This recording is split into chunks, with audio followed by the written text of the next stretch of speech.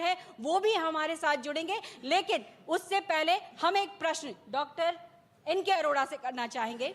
Sir, जैसे मैंने कहा कि आयुष्मान भव भारत, जब बात करते हैं राष्ट्र की, तो सवाल मन में आता है कि बेशक स्वास्थ्य को लेकर प्रधानमंत्री बहुत संजीदा हुए और कई योजनाएं उन्होंने लागू की, और जब भी कोई ऐसी आपदा आती है तो प्रधानमंत्री जो है वो तुरंत ही मीटिंग बुला लेते हैं। तो सभी के जहन में ये प्रश्न आता है कि प्रधानमंत्री जानना क्या चाहते हैं, पूछते क्या है, क्या उनकी उत्सुकता होती है, वो कैसे भारत की परिकल्पना कर रहे हैं, खास करके स्वास्थ्य के क्षेत्र को लेकर के।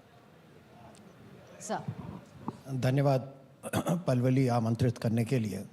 यहाँ पर मैं जैसे कि प्रधानमंत्री ने एक आह्वान दिया है कि 2047 तक भारत एक विकसित देश होना चाहिए, उसके साथ ही एक और हमारा सपना है और एक माइलस्टोन रखा हुआ है कि भारत की स्वास्थ्य सेवाएं सर्वश्रेष्ठ होनी चाहिए 2047 तक, और वो यात्रा हम लोगों ने शुरू कर दी है। इस समय जो मुख्य उद्देश्य रहता है कि एक तरफ हमारे पास एडिक्वेट नंबर, उचित संख्या में डॉक्टर होने चाहिए, चाहे वो किसी भी स्ट्रीम से आते हों, चाहे एलोपैथी से, आयुर्वेद से और बाकी आयुष के। दूसरा जो स्वास्थ्य कर्मी हैं, अब स्वास्थ्य कर्मी में एक तरफ तो नर्सिस को हम सोचते हैं, लेकिन उसके अलावा भी एक बहुत बड़ी संख्या है। तो इस सारे परिप्रेक्ष्य को एक तरफ तो हम ये देख रहे हैं, दूसरी तरफ जो हमारी स्वास्थ्य सेवाएं हैं उनको सुदृढ़ करने की ज़रूरत है। हमें बहुत सारा अभी रास्ता तय करना है, हमने बहुत रास्ता तय किया है लेकिन अभी रास्ता तय करना है, और इसके लिए जो कार्यक्रम बनाने की ज़रूरत है और उसमें जो स्वास्थ्य सेवाएं हैं उनमें किस तरह की इन्वेस्टमेंट चाहिए, किस तरह का उसमें सुधार चाहिए जिससे कि हम लोगों तक पहुंच सकें।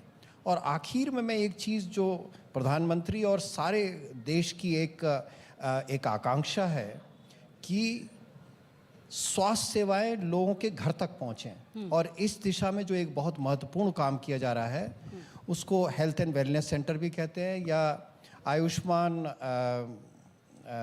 आरोग्य मंदिर। और ये हर 5000 की संख्या पर ये इस तरह का सब सेंटर बनाए जाने का पूरा कार्यक्रम है, और इस समय 1,60,000 इस तरीके से है। इसमें कोई दो राय नहीं है डॉक्टर एन.के. अरोड़ा कि बहुत सारी योजनाओं पर काम हो रहा है और बहुत सारी उपलब्धियां भी देखी गई हैं स्वास्थ्य के क्षेत्र में। लेकिन जैसा मैंने प्रश्न किया कि लोगों के मन में बड़ी उत्सुकता होती है कि जब मंत्री के साथ प्रधानमंत्री मीटिंग कर रहे होते हैं, अधिकारियों के साथ मीटिंग कर रहे होते हैं, और खास करके स्वास्थ्य के क्षेत्र को लेकर, तो उनका जो प्रश्न होता है वो किस तरीके का होता है, क्योंकि योजनाओं पर तो काम हो रहा है और कई उपलब्धियां भी मिली हैं। तो जो सवाल होता है वो पहले सवाल क्या करते हैं? जो मुख्य सवाल है और जिसकी तरफ बड़ी तेजी से बढ़ा जा रहा है वो दो हैं। एक तरफ तो स्वास्थ्य सेवाएं हैं, दूसरी तरफ टेक्नोलॉजी को कैसे इस्तेमाल किया जाए कि हर एक व्यक्ति तक, कुल मिलाकर के जिसको हम कॉम्प्रिहेंसिव प्राइमरी हेल्थ केयर, यानी कि हर व्यक्ति तक स्वास्थ्य सेवाएं पहुँचे और गुणवत्ता में वो सर्वोत्तम रहें, ये एक सबके मन में है। चाहे हमारे शीर्ष नेतृत्व है या डिस्ट्रिक्ट में एक सीएमओ काम करता है या दूर दराज में एक आशा काम करती है, सबके मन में ये एक अभिलाषा है कि हमारी स्वास्थ्य सेवाएं हर एक व्यक्ति तक कोई छूटे नहीं। बिल्कुल। ये एक बहुत महत्वपूर्ण चीज़ है। देखा भी कि कोविड के दौरान आपने किस तरीके से दूर दराज तक वैक्सीन को पहुंचवाने में एक बड़ा योगदान दिया है। तो ऐसे में ये सवाल भी उठता है, चूंकि आप उससे जुड़े हुए हैं, कि कोविड के वैक्सीन को तो बहुत जल्दी भारत ने तैयार कर लिया, स्वदेशी वैक्सीन्स आ गए, लेकिन अभी लंबा रास्ता है और कई बीमारियों पर वैक्सीन बनना है। बड़े बड़े देश कैंसर तक की वैक्सीन तैयार कर रहे हैं। तो ऐसे में भारत में कौन सी वैक्सीन अब कितनी जल्दी आ सकती है? और जो हम कहते हैं कि टीबी की वैक्सीन को लेकर 2025 तक का टारगेट था, कैंसर के वैक्सीन को लेकर भी चर्चाएं चल रही हैं, तो अब वैक्सीन के क्षेत्र में, दवाइयों के क्षेत्र में हम कहां अपने आप को पाते हैं? कोविड को मैं कहूँगा कि एक अपॉर्चुनिटी की तरह लिया गया, एक त्रासदी की तरह नहीं।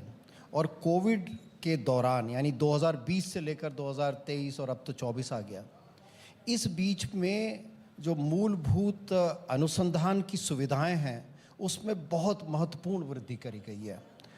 2019 से पहले ज़्यादातर हम वैक्सीन सारी दुनिया में सबसे ज़्यादा बनाते हैं। दुनिया में 3 वैक्सीन डोजेस अगर डिस्ट्रीब्यूट करी जाती हैं तो 2 डोजेस इंडिया की बनी हुई होती हैं, जो एक गर्व की बात है। लेकिन पहले हम एक तरह से कॉन्ट्रैक्ट मैन्युफैक्चरर थे।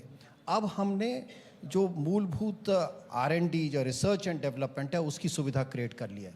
आज भारत में सभी तरह की वैक्सीन का बनाने की तकनीक उपलब्ध है, जो पूरी तरह मेड इन इंडिया है, भारतीय है। उसमें हम आत्मनिर्भर हैं। और उदाहरण के तौर पे सब लोगों ने फाइज़र की mRNA के बारे में सुना होगा, लेकिन भारत की जो mRNA है वो उससे भी समृद्ध है और आगे की तरफ है। हमारे यहाँ DNA वैक्सीन है जो पूरी दुनिया में नहीं है। हमारे देश में नाक में डालने वाली वैक्सीन है जो बहुत कम, एक आधी वैक्सीन पूरी दुनिया में। तो अब वैक्सीन के क्षेत्र में हमारी वो स्थिति है कि अगर कोई बीमारी आती है नई, अगर कोविड जैसी बीमारी, तो ये देश 100 दिन और 250 दिन के बीच में नई वैक्सीन के साथ कर सकता है, क्योंकि हमारे पास मूलभूत समस्याएं हैं। लेकिन इससे भी ज़्यादा महत्वपूर्ण आपने जो बात पूछी कि जैसे ट्यूबरकुलोसिस है, डेंगू है, अभी हमारे पास उसकी वैक्सीन, अच्छी वैक्सीन नहीं है, कैंसर की वैक्सीन, तो इस वैक्सीन्स पे भी बड़ी तेज़ी से काम कर रहे हैं। और अगले 2-3 साल में मेरे को एक आमूल परिवर्तन सा दिखाई देता है। एक कैंसर की वैक्सीन जो खास तौर पे महिलाओं के लिए एक यानी अचूक दवाई है, और जिसको HPV वैक्सीन कहते हैं, भारत में निर्मित है वो।